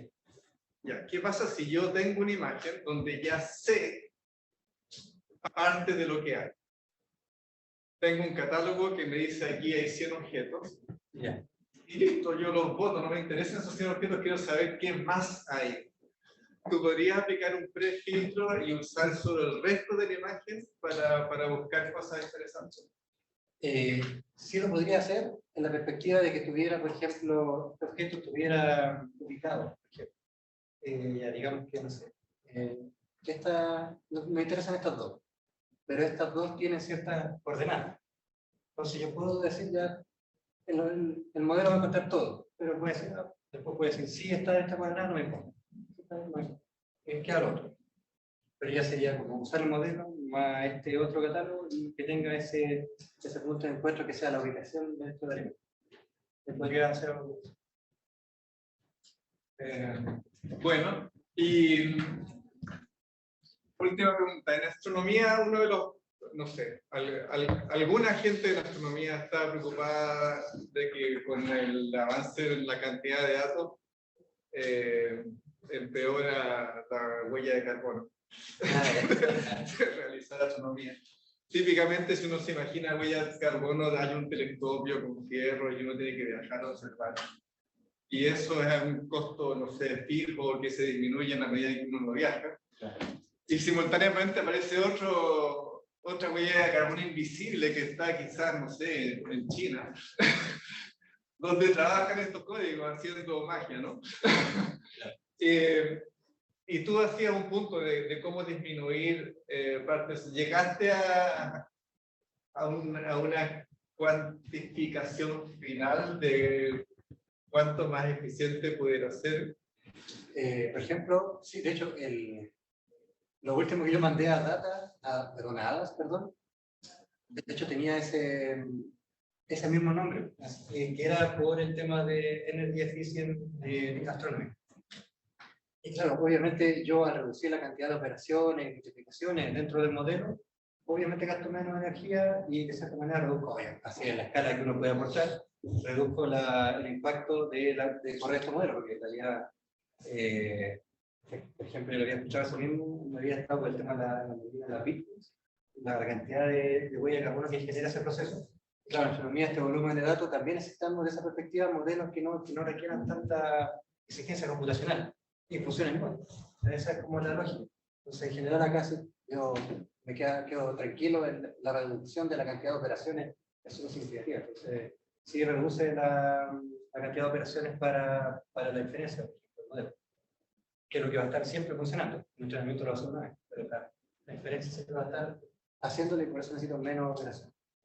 Sí, ya esto entonces es sugerencia para post-tesis, porque esa tabla está muy bien, pero tú a partir de esa tabla podrías predecir el impacto en operaciones de un telescopio como el Vera Rubin. Yeah. Donde eso de ahí lo llevas cuantitativamente a cuántas imágenes por día y haces todas las multiplicaciones necesarias para, no sé, evitar carbono, toneladas de carbono por año. Sí, sería, claro, la cantidad de imágenes y el impacto en medio de carbono. Bueno, muy bien, gracias. Gracias, Mauricio. Bueno, muchas gracias. Y damos la palabra entonces al examinador del programa, que en este caso es el profesor Mauricio Araya, que está en San Joaquín. No lo veo, pero que está en Chile. Sí. Listo. No te Tiene el entendí. toque. No entendí bien, presidente, pero supongo que soy yo. Así que Te toca. dale más fuerte. Yes, eres tú. Gracias, gracias Humberto por la presentación. Yo tuve la suerte de estar en tu MTI primero, en tu comisión, y encuentro que la calidad de escritura del documento ha aumentado. Si bien hay hartos detalles que no he tenido tiempo de revisarlos como se los revisó Diego, creo que la calidad de escritura ha mejorado y de los primeros borradores de los primeros papers también, harto. Así que felicitaciones por eso. Lo digo porque fue agradable leer lo que de la tesis como tal. Y si bien probablemente estoy invitado como astroinformático acá, me voy a sacar ese gorro y me voy a poner el gorro de Computer Scientist, porque creo que con Bruno y Diego hay harto que se exploró por ese lado. Y de todas formas yo tenía 7 preguntas y ahora tengo 4, porque hay varias que se traslapan, pero creo que voy a hacer algunas par de esas igual. Ok, la primera es, si hablamos de Mass Galaxy como tal, concentremos en eso nomás. Todavía no me quedó claro y no me acuerdo de cuando me leí probablemente muy diagonalmente el paper, cuál es la contribución específica para astronomía, en este caso, ¿cierto? Por Astronomy Computing, respecto a Mass RCNN. No me queda claro, es como para poder entrar en la discusión. De la primera parte. Bueno, la primera parte en realidad... O sea, comparado con el paper, el famoso, el de G. et al., no sé quién es más o menos, de la Mass RCNN como tal. Digamos. Entonces, por ejemplo, en realidad, de la primera etapa, la primera etapa en realidad tiene que ver básicamente con la aplicación del modelo. En realidad, de eso es la aplicación de Mass RCNN, obviamente tomando y adaptándolo al tipo de datos astronómicos, pero básicamente es la de lograr este tipo de resultados. Entonces, es como Pero es pura replicación. Ahí no hay una contribución desde el punto de vista más de computer science. Poner en práctica, digamos, el trabajo, el modelo. Claro, en la primera parte. En la segunda ya es lo de incorporar los métodos del backbone y ya hace la contribución a la ciencia de la computación. Ya. Eso es más que nada por la siguiente pregunta, que es bien picky, pero no vamos a hacer igual, que es respecto a la hipótesis. Tú planteas la hipótesis que esta técnica te va a permitir identificar, segmentar, ¿cierto? En este caso, fuentes que son menos definidas o que están en el borde de la capacidad de observación. Y lo que hablamos al final de los resultados fue de speedup. Entonces, ¿cómo en alguna parte que me perdí evalúas efectivamente más objetos más faint en comparación a otro, que es lo que por lo menos se declara en la hipótesis?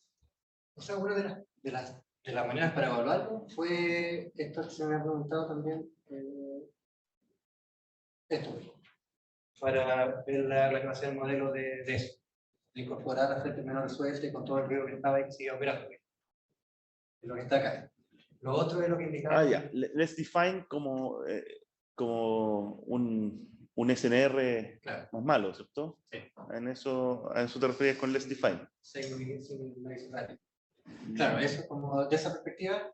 Y también, por ejemplo, que lo he dicho como ya otras veces, pero porque es importante, el tema de los anchos, de haber mezclado ese conocimiento de que hay fuentes que pueden diferir mucho en tamaño, quizás no llegando a ese punto tan pequeño, pero sí entrenarlo o tener que incorporar ese conocimiento para que poder distinguir, por ejemplo, escenarios donde hay imagen de ese porte como hay imagen de ese porte.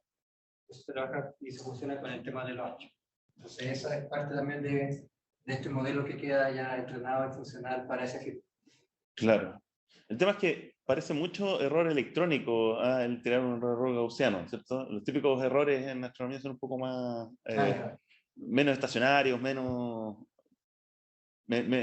claros, ¿cierto? La fuente generalmente está mucho más, hay un problema más de intensidad, ¿cierto? Y que es muy faint, que tenga un ruido parejo en todas partes. Claro. Entonces, no habrá sido la hipótesis demasiado... No habrá que reformular un poquito la hipótesis respecto a los verdaderos resultados que tiene. O sea, que en realidad, Porque por ejemplo, probablemente la hipótesis se desarrolló hace mucho tiempo y después tú puedes corregir eso. o sea, yo creo que la hipótesis, de cierta manera, podría, incluso podría decir que se quedó corta en algunas cosas que pueden ser como la real contribución. Lo que sí, el trabajo le da como soporte para poder funcionar como propuesta, en el sentido de que yo, por ejemplo, si me hubiera quedado con esta parte, ya con modelo y todo, y que está, no hubiera podido funcionar con el volumen real de datos, porque en realidad necesita para poder ser mucho más ligera, mucho más rápida y más light, por decirlo de alguna manera. Claro, entonces por eso tuve que explorar todo este otro espacio y generar esta propuesta de una arquitectura de esta segmentation que tuviera, en vez de pruning, en vez de cuantificación, este enfoque que lo había tomado de la experiencia anterior de modelar los datos. Entonces yo creo que eso, por ejemplo, está plasmado en la hipótesis. Sí, sí está la posibilidad, me gustaría que eso así estuviera, porque en realidad fue mucho más trabajo, Mucho más y trabajo, también claro. más de la motivación.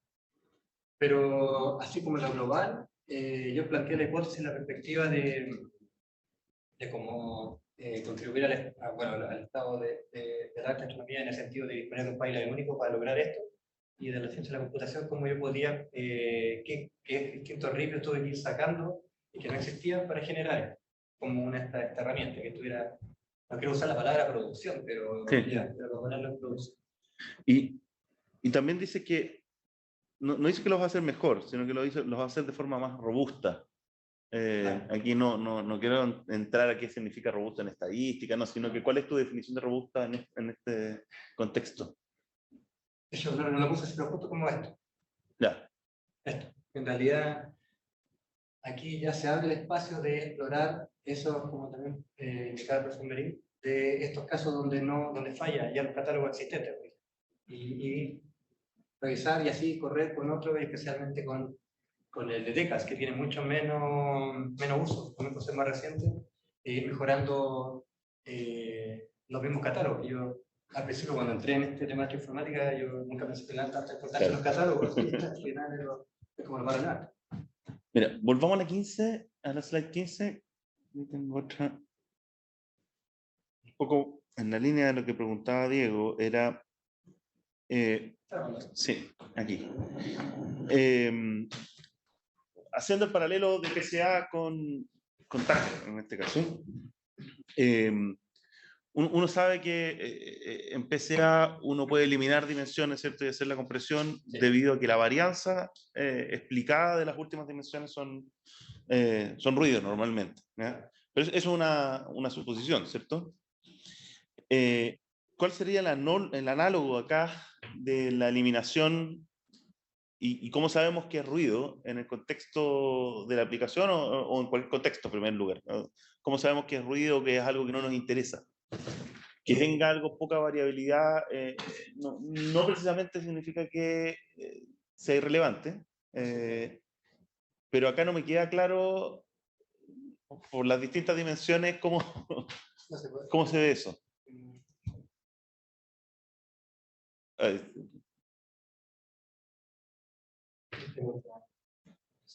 Hay slides adicionales.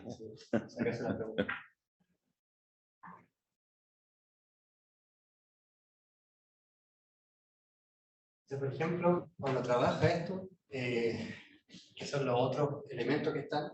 Por ejemplo, normalmente nosotros sería este, quiero trabajar con PSA, ¿cierto? Iría sacando y trabajando por Simplify, y él me aplicaría PSA.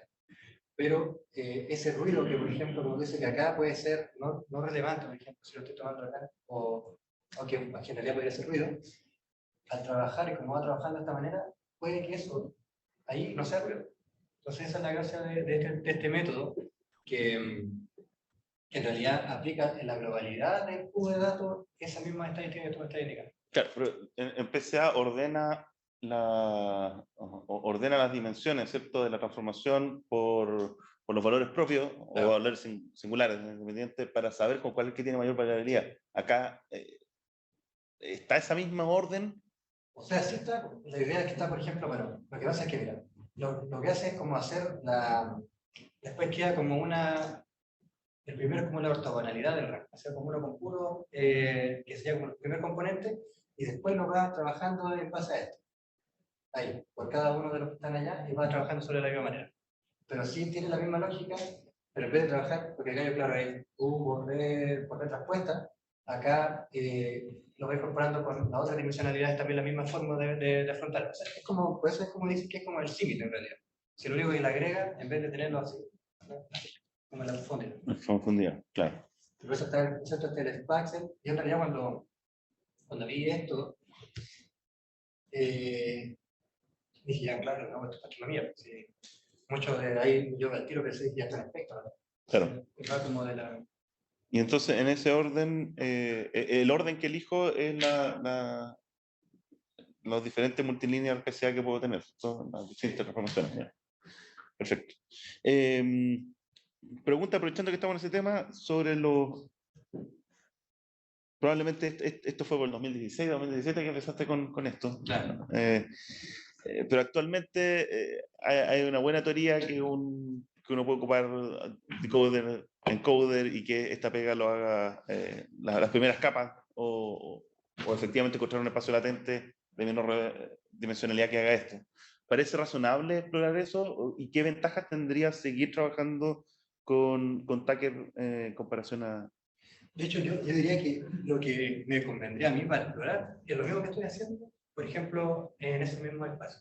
De hecho, bueno, yo tuve que trabajar muchas cosas, pero te acuerdas del tema del unit, cuando sacaban esa última capa que es el encoding de ahí, decía, aplicar esto mismo para sacarlo y no así no una aproximación tan llegar y sacar, por ejemplo. Podría aplicar esto para obtener eso mismo encoding.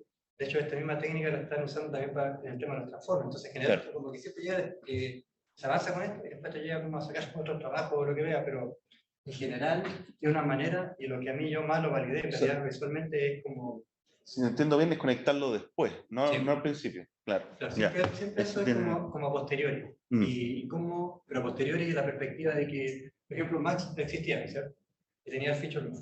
Pero, por ejemplo, se aplicaba a otras técnicas como para acelerar esto, se me destruía el feature map. En cambio, con esto logro, e incluso, yo no lo exploré acá, pero, porque lo vi visualmente, pero veo que el feature map es mejor definido, por decirlo de alguna manera, que podría tener mejor resultado, y eso de hecho quiero seguir, y eso es más de ciencia de la computación, y lo quiero seguir trabajando como línea de investigación, cómo estas tipo de técnicas me sirven para ese tipo de cosas. O sea, es como...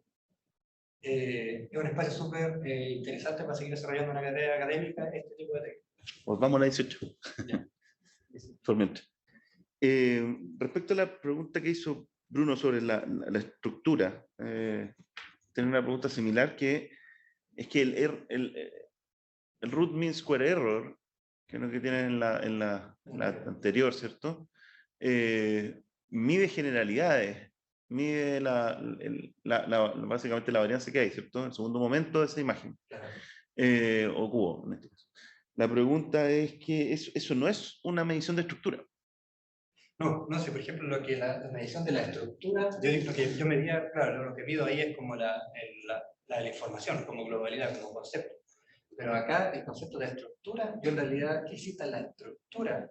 Yo lo valido, en este caso lo valido visualmente, no como una...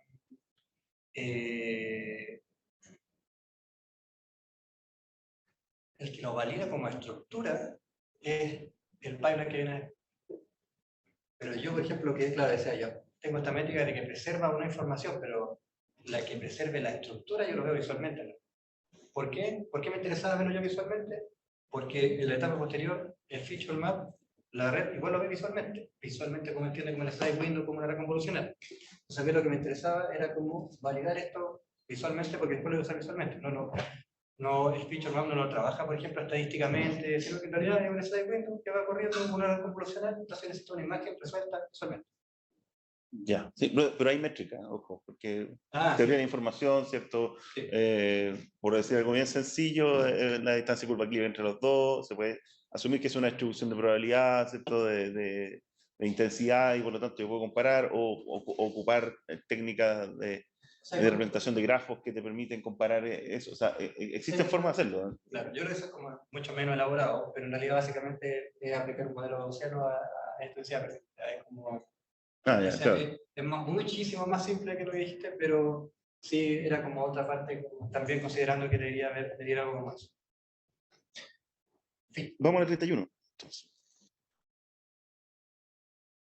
Me extraña, aquí no tengo claro si tú tenías, el ground truth, aquí, ¿cómo se obtenía? Acá abajo. Sí, pero ¿cómo se obtenía? Lo que pasa es que en el Galaxy Zoo existe columnita donde la gente dice, por ejemplo, yo estoy de acuerdo que esta es una galaxia, en este caso espiral, con un 85% o un 80%. Ya, entonces, no tienes un ground truth que se sepa de otra forma, con una técnica distinta, de un catálogo distinto, sino No. que esto es del mismo crowdsourcing, ¿cierto? Sí, de lo que está ahí. Ya, eso es lo que me extraña de la aseveración de que lo estamos haciendo mejor que las personas, porque en Machine Learning tu riesgo esperado tiene que acercarse al riesgo empírico. Tienes que tratar de que lo que aprende es lo que está en los datos, básicamente, y lo que se generaliza para el resto. Entonces, el tener un mejor valor te puedo decir que eso fue por suerte, por overfitting, por lo que sea, porque lo que tú estás aprendiendo no es a identificar estrellas, galaxias. Estás aprendiendo a identificar lo que las personas han catalogado antes. Esos son tus datos. O sea, sí, estoy modelando el conocimiento que está presente en los datos, o la información latente, o lo que esté ahí. Entonces, ¿a qué se refiere esto de que es mejor? ¿Eh? Porque en este caso, por ejemplo, ya. ¿No será muy optimista eso? O sea, no, mira, de la perspectiva en realidad, puede ser dividido en dos casos. El caso como positivo, por ejemplo, del 80 al 100% donde tenía certeza que era algo, y el caso donde no tenía certeza que era ese algo que estaba presente ahí. Entonces, en general, el accuracy del modelo sigue también la misma certeza de lo que las personas indicaban. O sea, básicamente lo mismo que me toca esta distancia. En realidad, el modelo modela lo que las personas estaban indicando con la misma certeza. A ver, para aclarar, la clasificación es la misma, pero la incerteza menor. ¿Eso es lo que dices tú? Sí, claro, pues claro, sí, efectivamente, porque yo tengo como mayor certeza, en el general, por ejemplo, vemos que se va moviendo en distintos aspectos, pero yo tengo mayor certeza en la seguridad, o sea, soy más seguro en la seguridad, en lo que estaba, porque este es el caso donde están las personas muy seguras. Entonces yo en ese escenario, o el modelo es más seguro en ese mismo escenario, y a la vez es más seguro en el escenario donde ellos están menos seguros. Claro, porque tú estás entrenando para clasificar, no estás entrenando para entregar esa probabilidad. Claro. Hay algo donde tirar, perfecto. Este ya se preguntó. Bueno, vamos por una última pregunta más sobre la continuidad a la 62.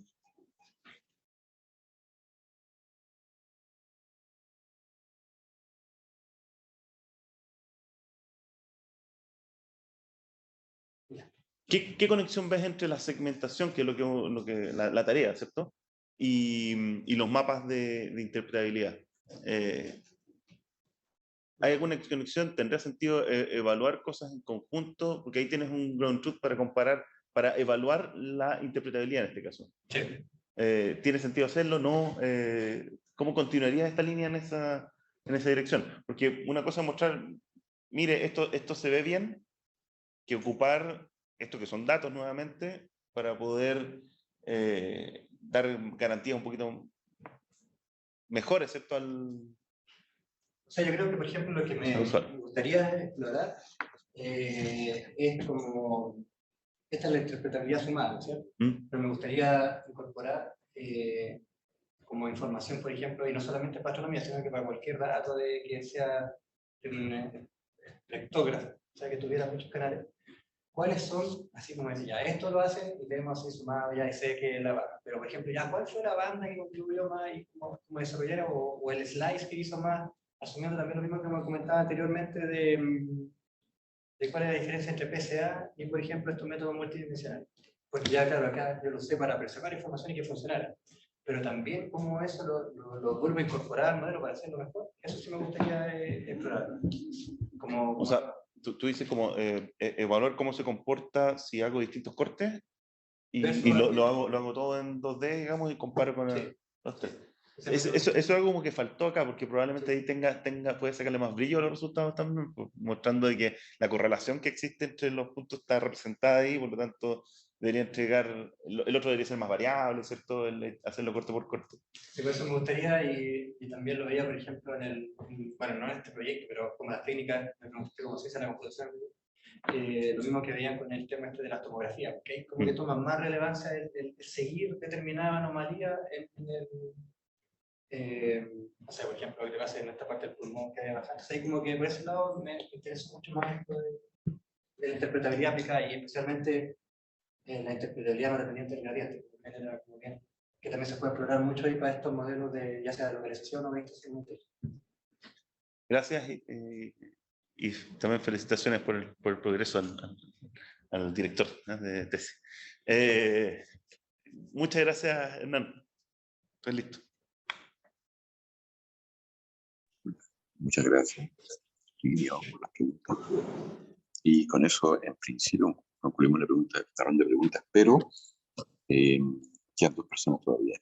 Y le voy a dar la palabra a Mauricio Solar, el director de tesis, para agregar los comentarios que son pertinentes y preguntas también, si lo desea, por supuesto.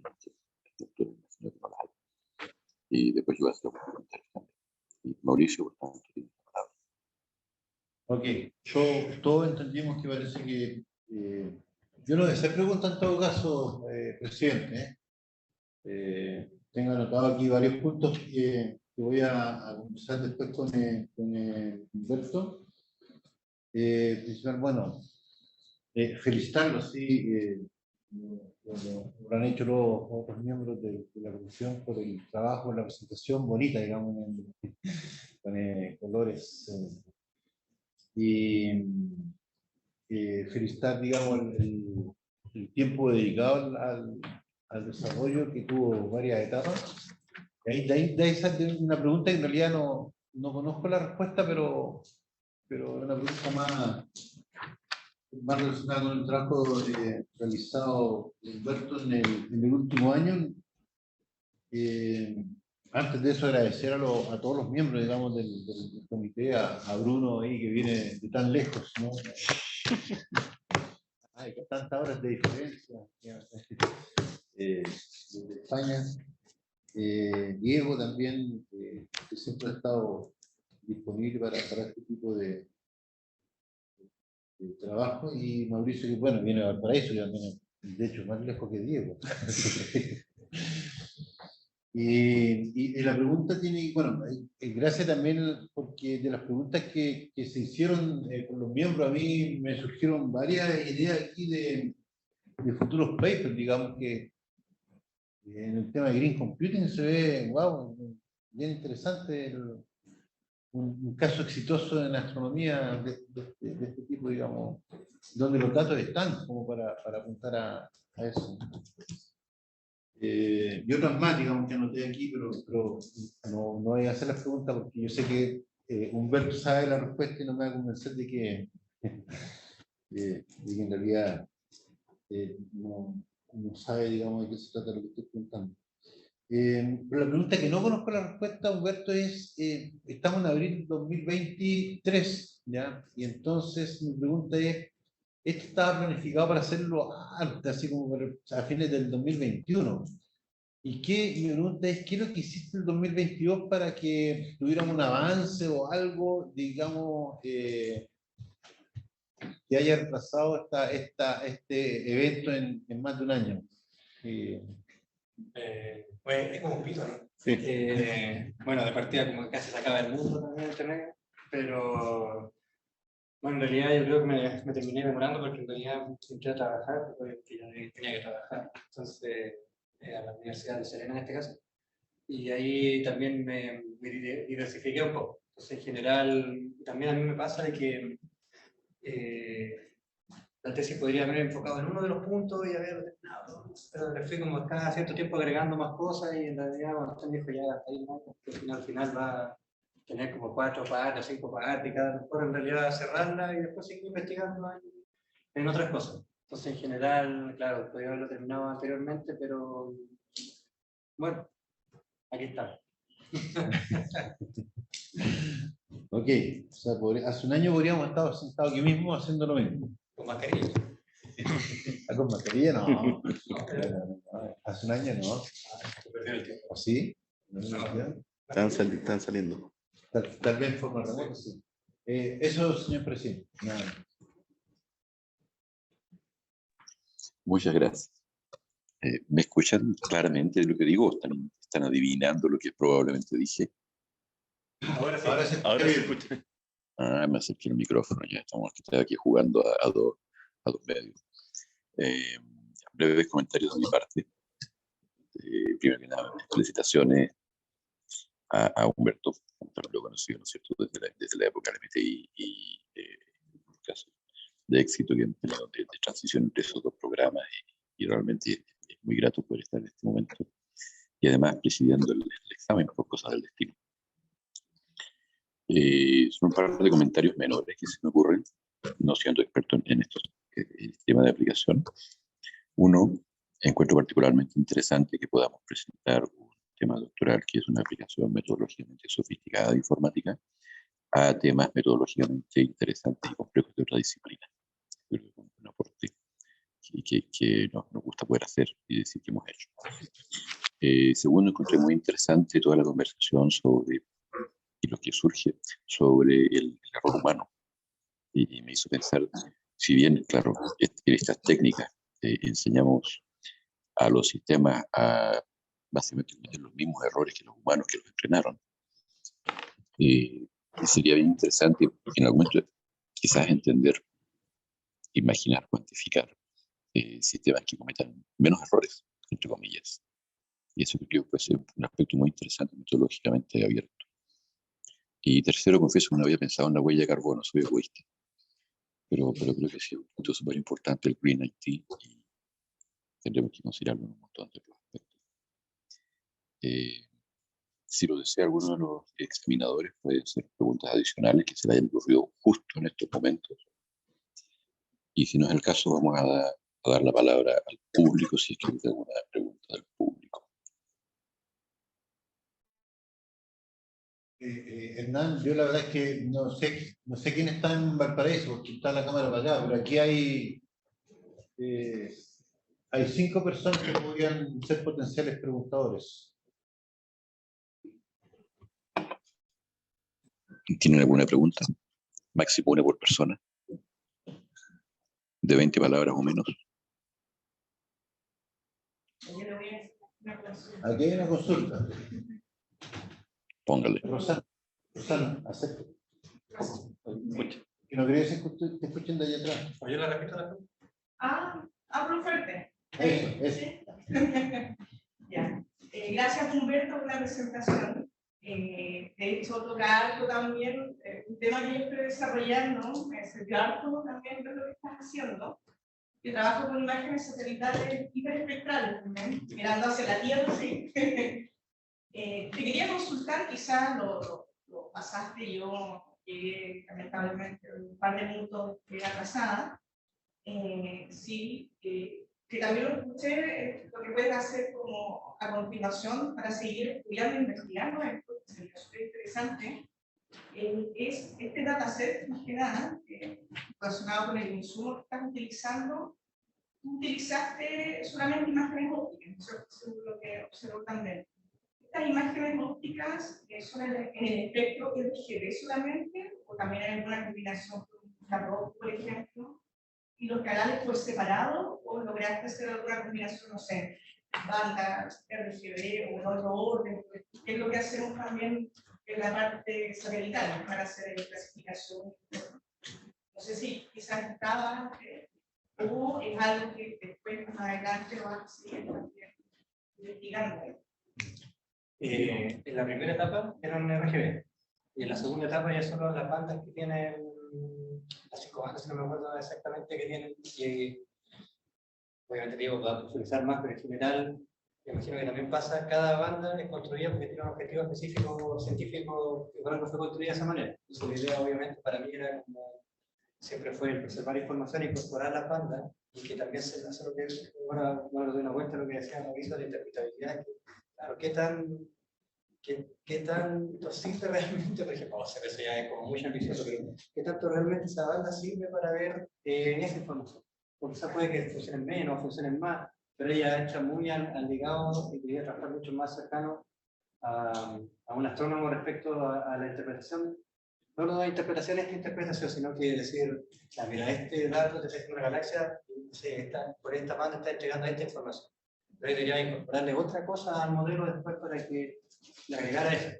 Yo creo que sí, esa es la línea, yo creo, muy interesante de investigación, y que se da ahí, que se aprende astronomía, y lo he escuchado en otro lado, que ya funciona el modelo, hace lo que tiene que hacer, ya es lo que es el objetivo, pero ¿qué es lo que viene a hacer? ¿Qué es lo que, cómo creamos un modelo, quizás incorporamos eso de las bandas realmente en los filtros, no sé, pero ya estoy como locurando, pero sí creo que, como lo mismo tú decías, trabajo futuro, la interpretabilidad científica de los resultados de las bandas, sí es un caso completo para eso.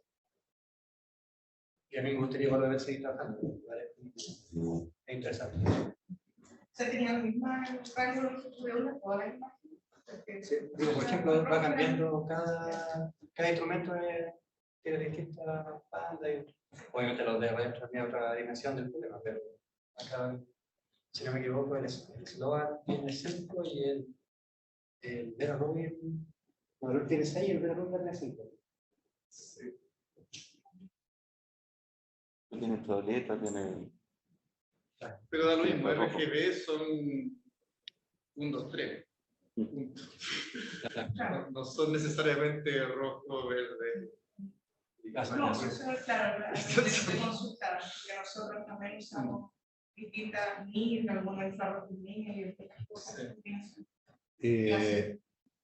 Hernán, parece que no hay más preguntas acá. Perfecto, y no sé si hay en la F106, pero si no lo indican, vamos a suponer cómodamente que tampoco las hay. No hay streaming, de modo que tampoco hay preguntas adicionales, y por lo tanto eso significa que no tendríamos más preguntas y podemos dar concluida, por tanto, la fase de presentación y defensa. Muchas gracias. Muchas gracias. Humberto.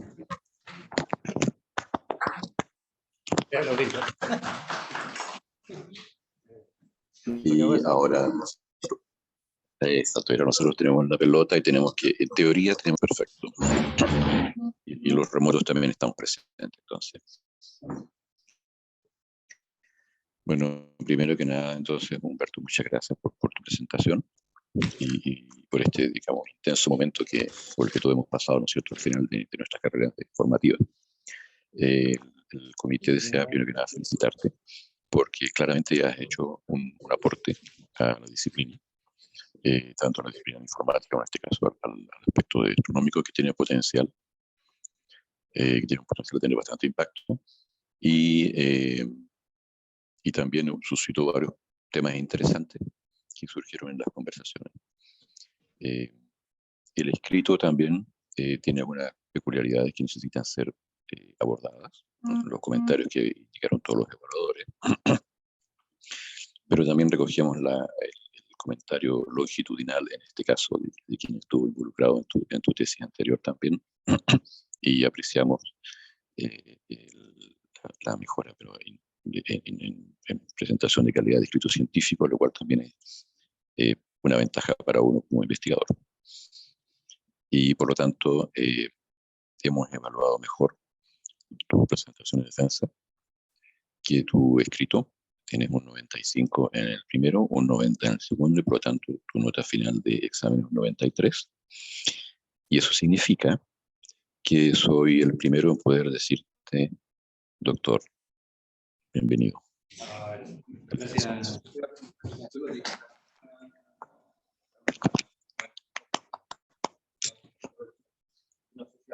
Ahora, si los miembros del comité quieren decir algunas palabras, feel free.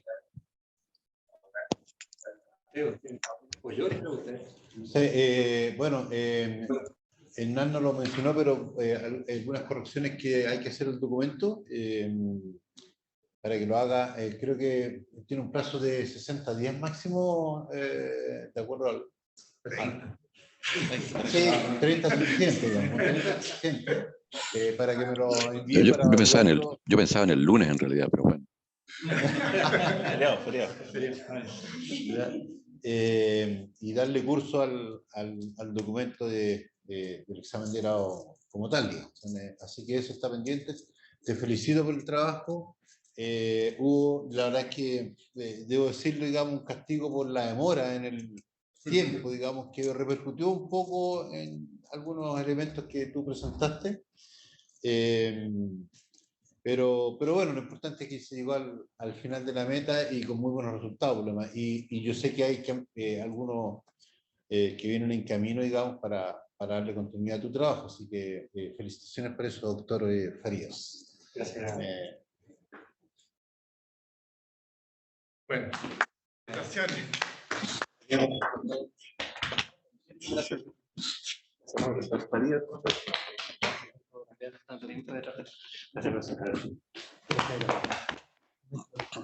Eso sería...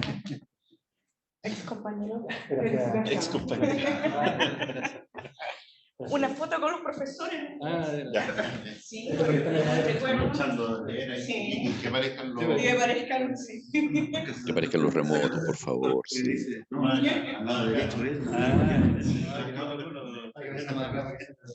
de arriba.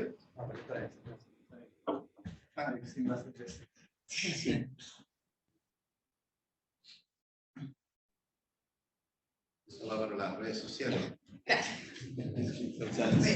Yo no le veo el... No sé, monster, que me está aquí en una...